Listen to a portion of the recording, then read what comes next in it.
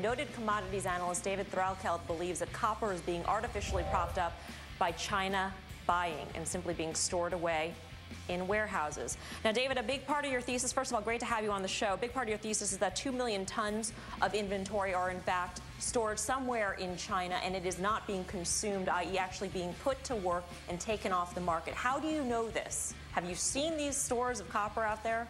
Well, I mean, some basic, simple analysis, and that is that last year copper consumption in China was 5 million tons. Chinese copper production was 4 million tons. Their imports were 3 million tons. So if you look at the deficit of 1 million tons they need to consume, there's a 2 million tons left over. In fact, I'm saying that copper is like the Madoff moment. The only difference between a Ponzi scheme and a market bubble is a market bubble has a product. And this is what we got here. We got massive overproduction. We have a very low-cost cash cost of production of about a dollar a pound industry-wide. And with prices up and surpluses up. If you're going to make the comparison to Madoff, you have to ask the question, who then is the Bernie Madoff who's making money off of this? Because theoretically, if China is actually stockpiling it, and you say that copper's headed to $1 a pound, they're holding on to assets that are depreciating. Well, I mean, don't assume it's the Chinese that are holding it. One can ship copper to China, retain ownership, put it in bonded warehouse. But, David, isn't that the whole point? Sorry to interrupt you, but, I mean, even if China is stockpiling copper, it's coming out of the market, and you're talking about a metal that is universally accepted to be the most supply-constrained metal out there from a cyclical standpoint. When the market does actually have real demand, which I hear you saying you don't think it does have, I actually disagree. You cannot get copper production going even to meet it when it does. That is not true.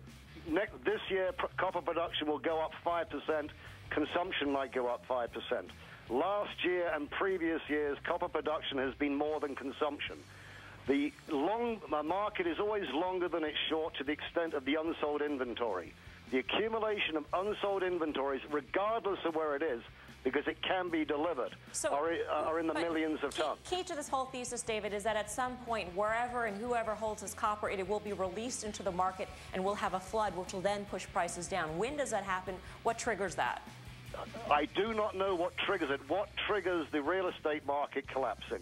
What triggers any bubble to collapse?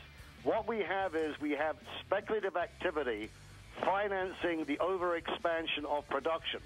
And regardless of what's going on, there is more than adequate current production, and there has been for some years, to more than satisfy consumption and create the surplus. All right, one last question, David. $1 a pound, when does that happen? It happens, when does it happen? It might indeed happen this year. If we get a tightening of credit, a lot of the copper that's being financed will find its way back to the market. The buyer a tightening of credit resort, in China, because that's what we are going to see.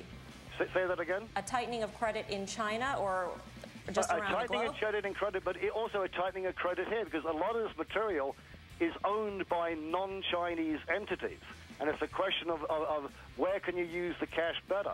The market of last resort is the terminal market. Got it. If there are no other cash buyers, that material will be delivered to the exchanges. David, thank you very much. Hope to talk to you soon. Once again, we'll see if copper actually hits $1 a pound in 2010, which is David Threlkeld's call. Well, that's skeptical. Well, I mean, first of all, that's so far out on the edge of where anybody's predicting copper to be, and I totally disagree.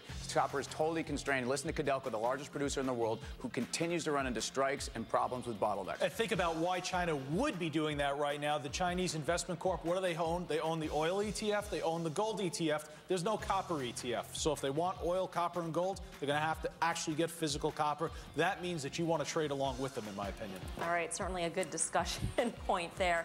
Coming up